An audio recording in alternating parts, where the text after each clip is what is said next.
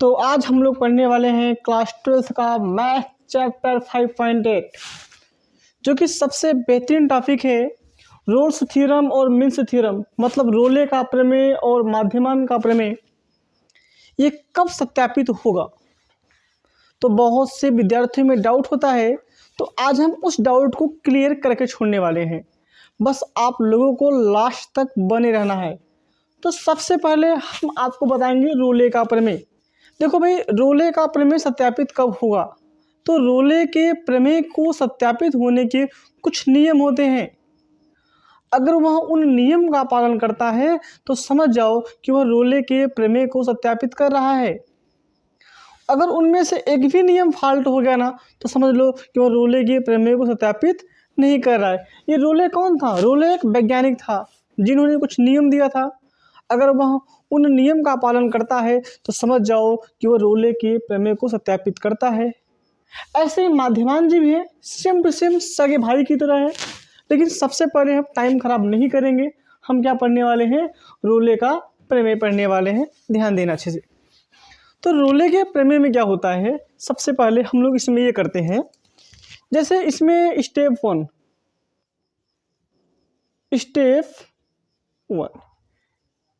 One में ये होता है कि ये संतत होना चाहिए। क्या होना चाहिए? संतत होना चाहिए। संतत होना चाहिए। देखो यहाँ पर संतत का मतलब क्या हो गया?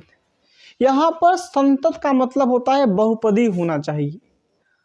अगर कोई फलन बहुपदी है तो वह संतत कहलाएगा। यहाँ पर रोले का प्रमेय इससे मतलब है। तो संतत होना चाहिए। अगर कोई फलन बहुपदी है, अगर कोई फलन बहुपदी है तो समझ जाओ कि वह संतत भी होगा। ये बात हुआ। ये था स्टेप नंबर 1। ये था हमारा स्टेप नंबर 1। अब बात करते हैं स्टेप नंबर 2 का। तो स्टेप नंबर 2 में क्या होता है जी? स्टेप नंबर 2 का मतलब होता है अवकलनीय होना चाहिए। क्या होना चाहिए? अवकलनीय होना चाहिए। तो यहाँ पर अवकलनीय का तात्पर्य क्या होता है? ध्यान दीजिएगा। अवकलनीय का क्या तात्पर्य होता है? अवकलनीय का मतलब होता है जिसका अवकलन हम आसानी के साथ कर सके। ठीक है ना? ये स्टेप 2 हो गया। अब नंबर आता है स्टेप 3 का। अब नंबर आता है अपना स्टेप 3 का। देखिए स्टेप 3 का मतलब क्या? स्टेप 3 का मतलब होगा FA और FB ये दोनों मान आपस में बराबर होने चाहिए।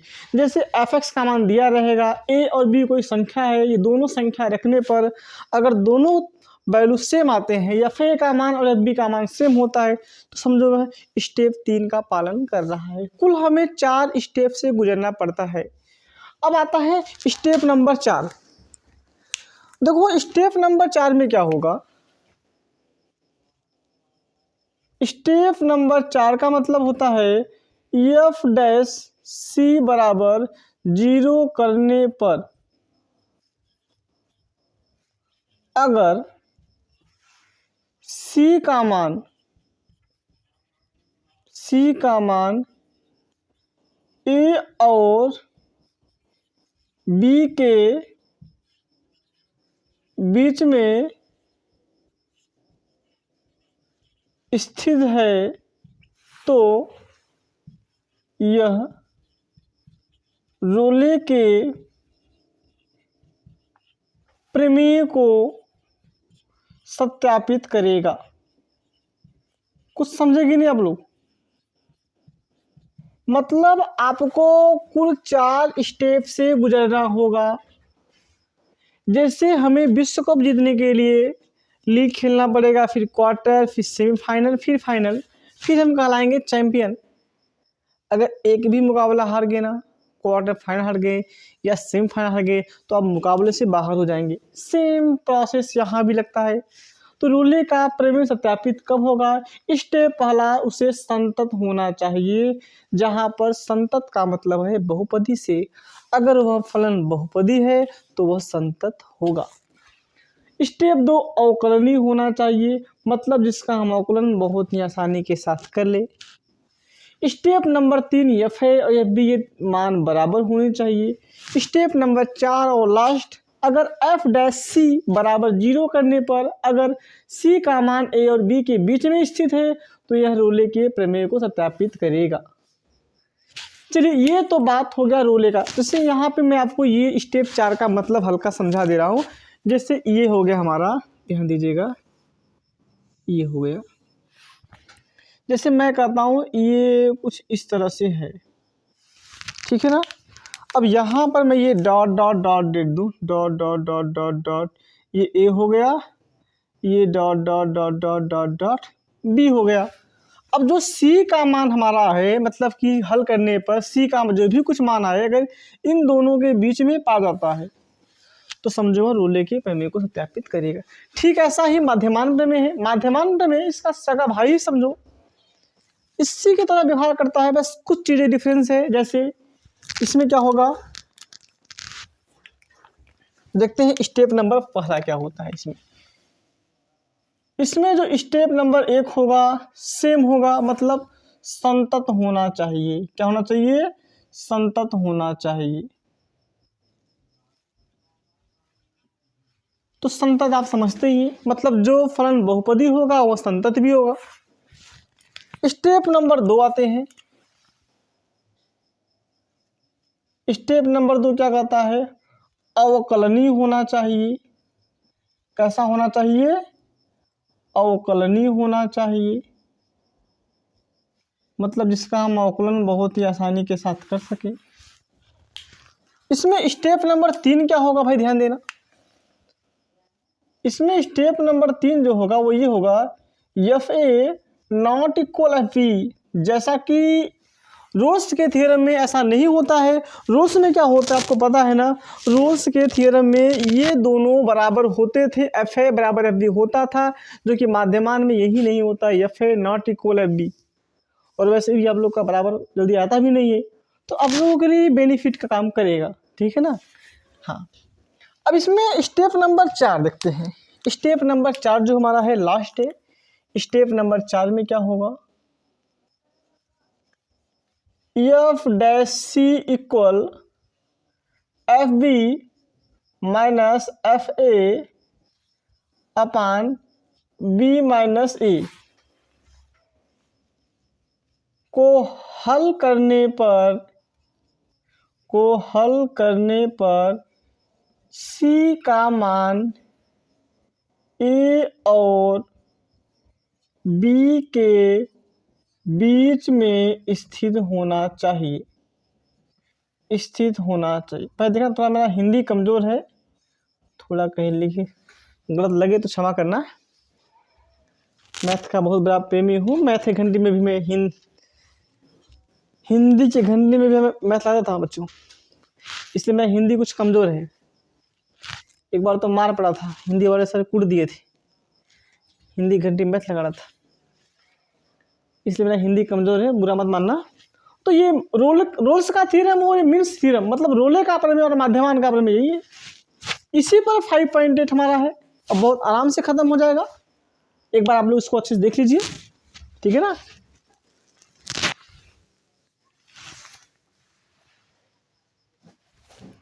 चलिए, तो मैं क्या करता हूँ, इधर लगाता हूँ सवाल।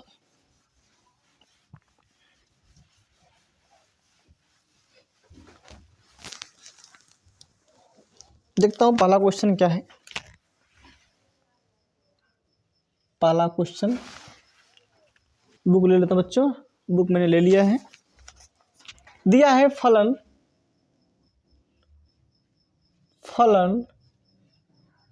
F x equal x square plus 2x minus 8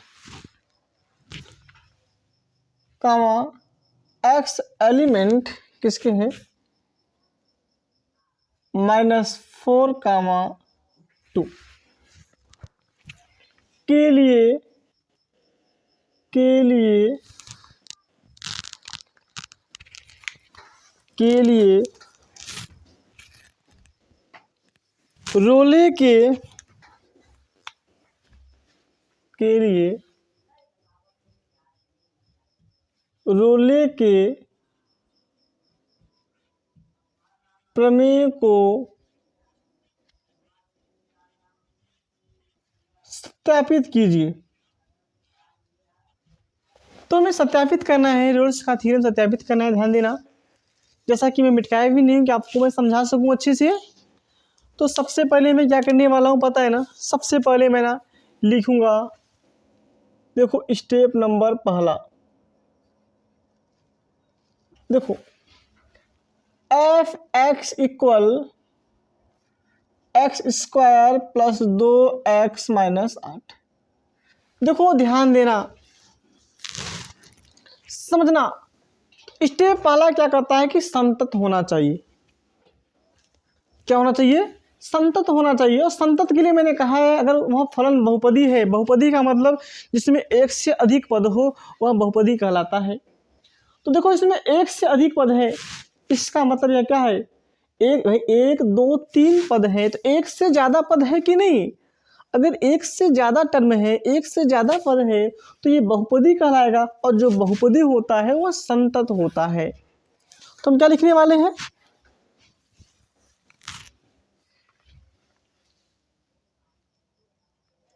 दिया गया फलन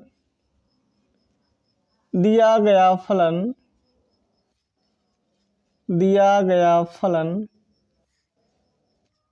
संतत है। क्यों? क्योंकि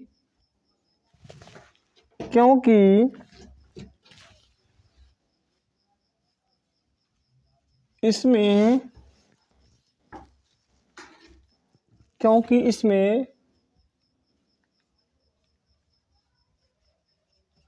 एक से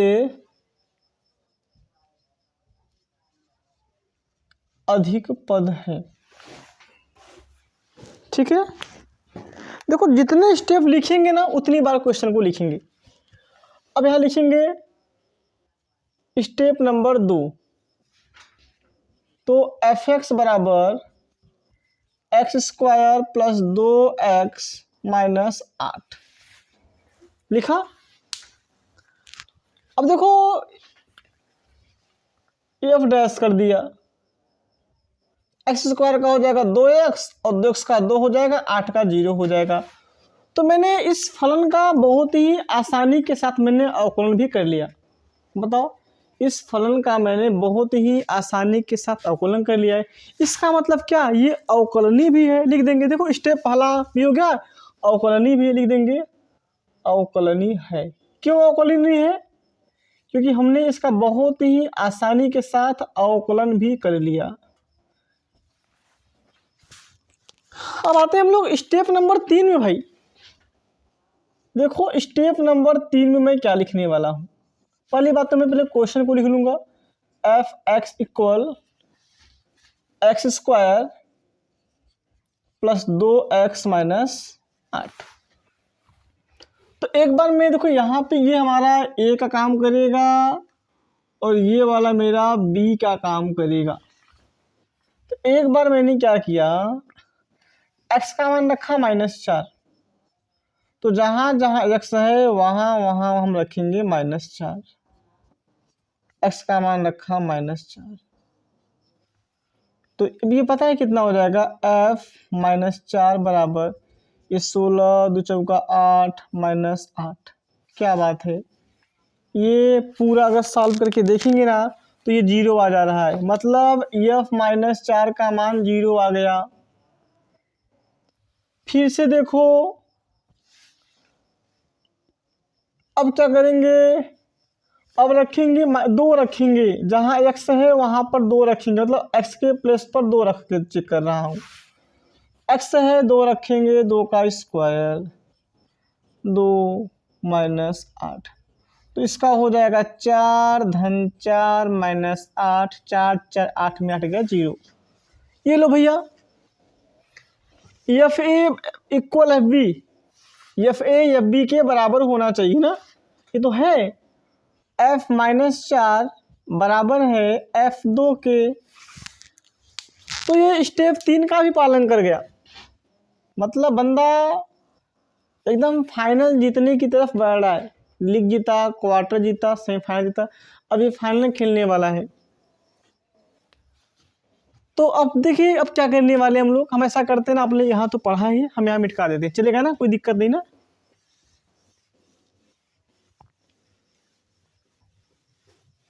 देखिए स्टेप नंबर 4 जो कि लास्ट मुकाबला है, तो हम लिखेंगे यहाँ पर स्टेप नंबर 4। लेकिन हर एक स्टेप लिखने से पहले हम सवाल को उतारेंगे। दिया है एफ एक्स बराबर x square plus 2x minus 8। तो देखो यहाँ पे कहा है ना एफ डैश सी का है, तो सबसे बड़ा टेंशन है कि सी कैसे मिलेगा। तो सी करने के लिए लोग क्या करेंगे, ये इसका एक बार कर देंगे डिफरेंशिएट, मतलब इसका एक बार अवकलन कर देंगे, एक बार इसका कर देंगे डिफरेंशिएशन, एफ डैश एक्स कर देंगे। देखो एक्स स्क्वायर का हो जाएगा 2x और 2x का हो जाएगा 2 और 8 का हो जाएगा 0। हमें एफ डैश सी चाहिए ना, तो ठीक है ना, हम क्या करने वाले हैं, x के प्लेस पे ना c कर दे रहे हैं। F dash C equal 2c plus 2, फिर यहाँ पे लिखा गया है एफ डैश सी इक्वल 0 करने पर, तो इसको मैंने 0 कर दिया। 2c प्लस 2 इधर आया, -2 बराबर 2c, तो -2/2 बराबर c हो गया। चलो भाई जगह मेरे पास कम, मिटाता हूँ इसको। तो अगर हम डिवाइड करते हैं कितना रहेगा, -1 आ जाएगा, -1 इक्वल सी। अब ये चेक करना है कि जो सी का मान आया है क्या ये ए और बी के बीच में है, -4 और 2 के बीच में है, बिल्कुल है। -4 फिर -3 फिर -2 फिर -1, अरे यार यही तो आने वाला है। अगर हमें इसके बीच में देखना हो तो क्या क्या आएगा, -4 हो गया, -3 हो गया, -2 हो गया, -1 0 1, यही तो हुए ना। तो -1 कहाँ आ रहा है, -4 और 2 के तो बीच में आ रहा है ना, क्यों जी। तो ये सत्य है। हम लिखेंगे, कैसे लिखेंगे, दिया गया फलन, दिया गया फलन रोलने के चारों स्टेप का पालन कर रहा है, पालन कर रहा है। अतः दिया गया फलन, अतः दिया गया फलन रोले के प्रमेय को सत्यापित करता है। अतः दिया गया फलन रोले के प्रमेय को सत्यापित करता है। तो आप समझ रहे ना, रोले के प्रमेय को सत्यापित कब करेगा, जब वो उनके चारों स्टेप का पालन करेगा। ठीक है, उतार लीजिए।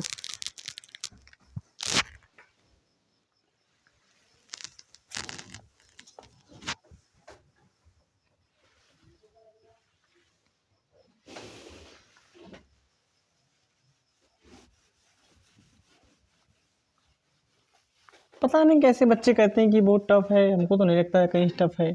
अरे ध्यान से इनके स्टेप को एक बार अच्छे से देख लो और प्रयास करो। भाई कहोगे तो टफ रहेगा ही, करोगे तो गीते गीते खुद ही अच्छा हो जाएगा। हाँ देखते हैं सवाल नंबर 2 क्या कर रहा है। पहले हम क्वेश्चन को लिखेंगे अच्छे से, फिर सवाल को लगाएंगे, ठीक है ना। देखिए 2 कर रहा है, 2 में कह रहा है कि जांच कीजिए, जांच कीजिए, जांच कीजिए कि रोले का प्रमेय, रोले का प्रमेय किन किन पर लागू होता है, किन किन पर लागू होता है।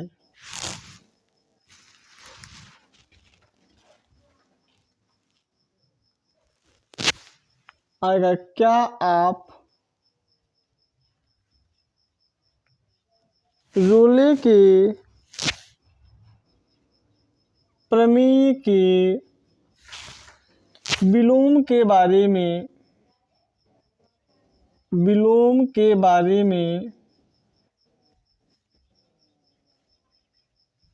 कुछ कह सकते हैं?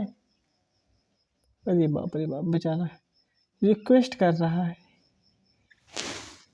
बहुत ढेर सा क्वेश्चन है, जिनमें से पहला क्वेश्चन आने वाला है हमारे पास। तो इन ढेर से क्वेश्चन में जो पहला क्वेश्चन हमारा है वो दिया गया है एफ एक्स इक्वल, कुछ इस तरह दिया हुआ है के लिए यहाँ पे x एलिमेंट के 5 कामा 9 दिया हुआ है, ठीक है ना।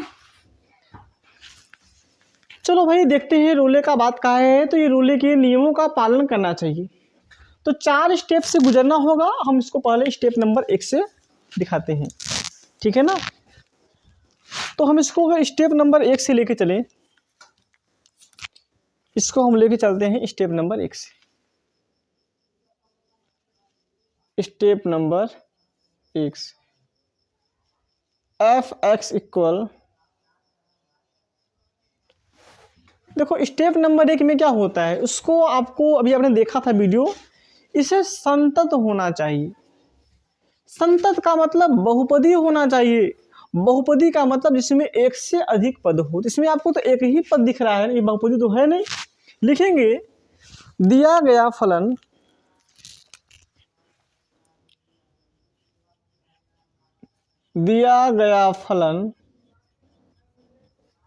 संतत नहीं है,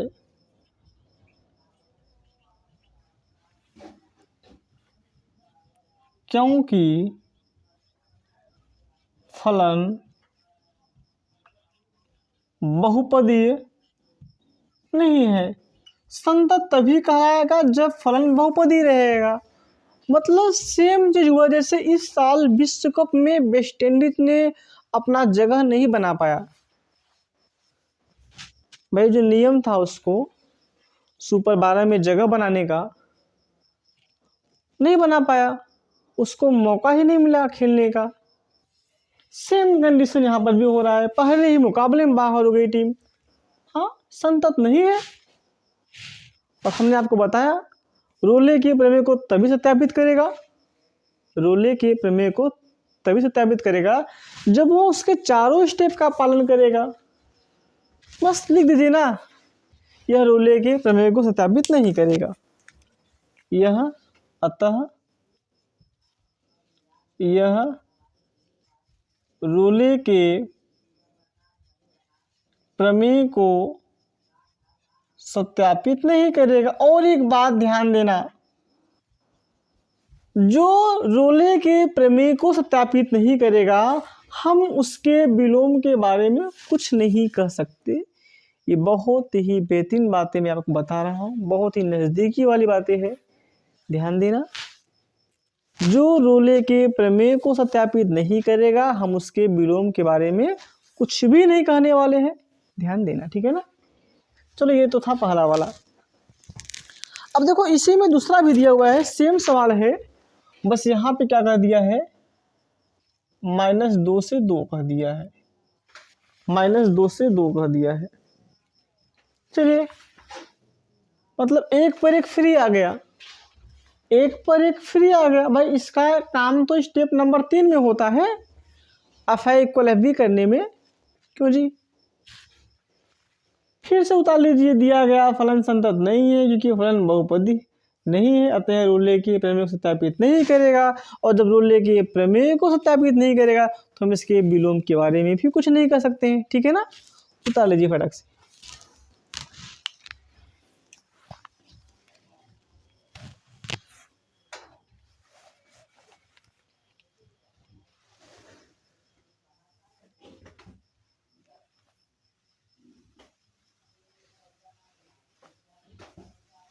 चलिए इसी में देखते हैं तीसरा सवाल।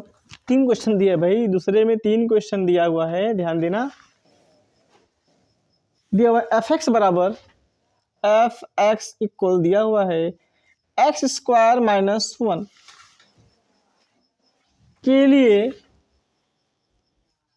लिए एक्स बिलोंग टू O1 कामा 2। चलो इसको देखते हैं, इसमें क्या होता है भाई, इसमें क्या होता है देखते हैं ना। सब चीजें वही होगा।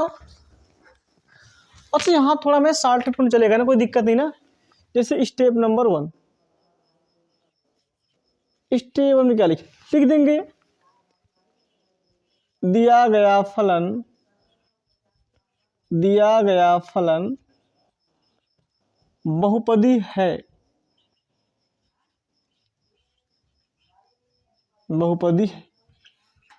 क्योंकि 2 पद है, क्योंकि इसमें एक से अधिक पद है, क्योंकि इसमें एक से अधिक पद है। देखो ना 2 टर्म है मेरे भाई, 2 टर्म है। चलो हमने स्टेप 1 पास कर लिया, ठीक है ना। अब आते हैं हम लोग स्टेप नंबर 2 में। हमने कहा जितनी बार स्टेप लिखेंगे उतनी बार क्वेश्चन को भी लिखने वाले होते हैं। F x equal x square minus 1। Step 2 कहता है अवकलनी होना चाहिए। अवकलनी का मतलब होता है F dash x, x square का हो जाएगा 2x, 1 का हो जाएगा 0। तो क्या हमने इसका अवकलन आसानी के साथ नहीं कर लिया? कर लिया ना। तो लिखेंगे अवकलनी है। भाई ये बंदा कॉमन है, ये किसी को नाराज नहीं करता है, सबका अवकलन कर देता है। चलो हम स्टेप 1 भी जीत गए, स्टेप 2 भी जीत गए। अब देखते हैं स्टेप नंबर 3 में। स्टेप नंबर 3 क्या है हमारा, एफ एक्स बराबर दिया हुआ है एक्स स्क्वायर माइनस 1। इसको आप बिना कुछ कहे वो ए मान लीजिएगा, इसको बी मान लिया करिएगा, ठीक है ना। एक बार हम लोग 1 रखते हैं तो 1 का स्क्वायर माइनस 1 हो जाएगा, 0 हो जाएगा। एक बार 2 रखते हैं, 2 रखेंगे तो 2 का स्क्वायर माइनस 1, 4 माइनस 1। क्या बात है, सब कुछ ठीक ठाक चल रहा था। जैसे हमारी टीम इंडिया है, शुरू में अच्छा खेलेगी लेकिन अंत में जाकर के सेमीफाइनल हार जाएगी। बात सुन रहे ना। वही कंडीशन यहाँ पर भी हुआ, हमारी टीम इंडिया लीग जीती, क्वार्टर फाइनल भी खेली, लेकिन यहाँ पर स्टेप 3 सेमीफाइनल हार गई, क्योंकि ये और ये बराबर नहीं है। बात समझ रहे ना। मतलब यहाँ पे अगर हम ध्यान दें तो F1 does not equal F2, इन दोनों के वैल्यू सेम नहीं आ रहे हैं। लिखेंगे अतः दिया गया फलन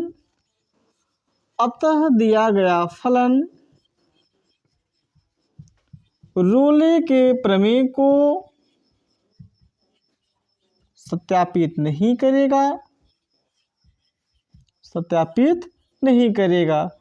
और जो रोले के प्रमेय को सत्यापित नहीं करेगा, हम उसके विलोम के बारे में कुछ भी नहीं कर सकते भाई।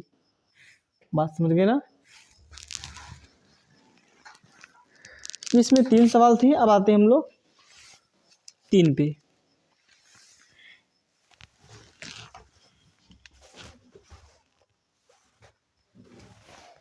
उतार लीजिए।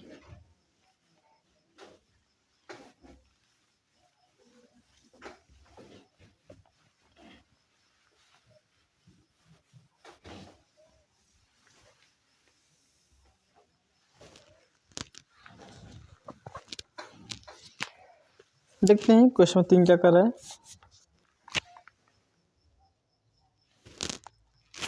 यदि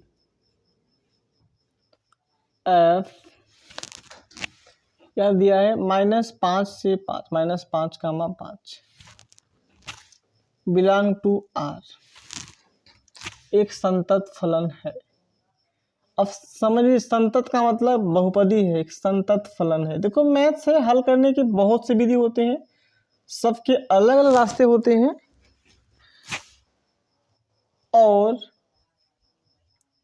यदि एफ डैश एक्स किसी भी बिंदु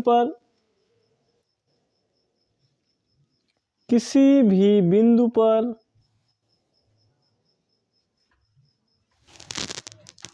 शून्य नहीं होता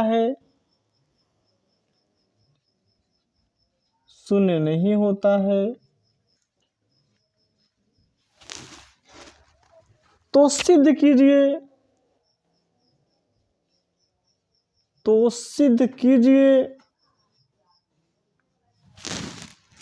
f minus 5 not equal f5। बात समझे कि नहीं? अब एक बात समझिएगा आप लोग ध्यान से,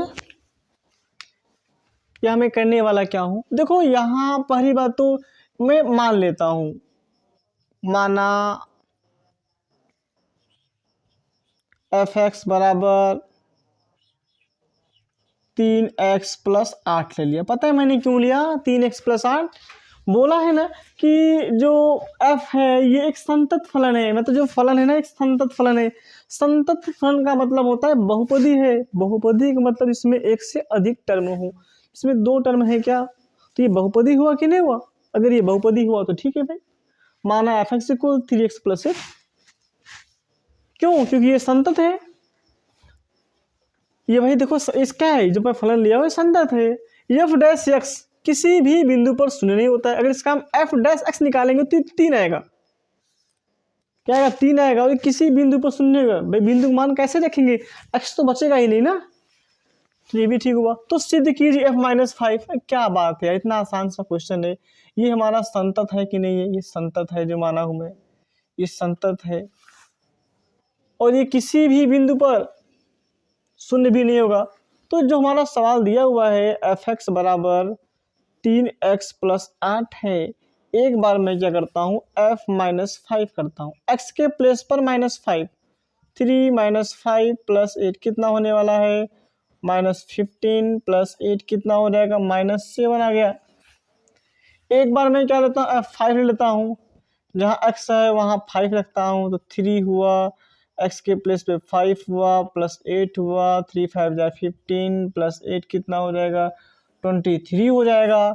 क्या स्पष्ट होता है? साफ साफ स्पष्ट हो रहा है यहाँ पर क्या कि f माइनस 5 जो है f minus 5 not equal f5 की। यही तो हमको सिद्ध करना था। थोड़ा सा कॉमन सेंस लगाना था भाई, ऐसा फलन ले लो। अब बहुत से लोग नहीं मानते हैं, सीधे बता देते हैं, बात अलग है। हमने आपको माना भी कि माना ये जो f(x) इक्वल 3x प्लस है, तो माना बुक में नहीं दिया है तो कोई बात नहीं, मान तो लिया मैंने। जो माना ये बहुपद है और एक x के किसी भी मान पर इसका मान शून्य यहाँ पे नहीं हो रहा है। मतलब कि बोला है ना कि f डैश x किसी भी बिंदु पर शून्य नहीं होता। जब मैंने f डैश x निकाला इसका, अगर हम इसका f डैश x निकालेंगे तो क्या आएगा? इसका f डैश x आ जाएगा 3 आएगा। और ये किसी भी बिंदु पर शून्य क्यों? अरे भाई x बचा ही नहीं। जब x का मान कुछ होता तो मैं x का मान रखता तो शून्य मिल सकता था। अवकलन करने पर x बचा ही नहीं तो कहाँ से शून्य होगा किसी बिंदु पर? मेरे भाई उतार दीजिए, ठीक है ना।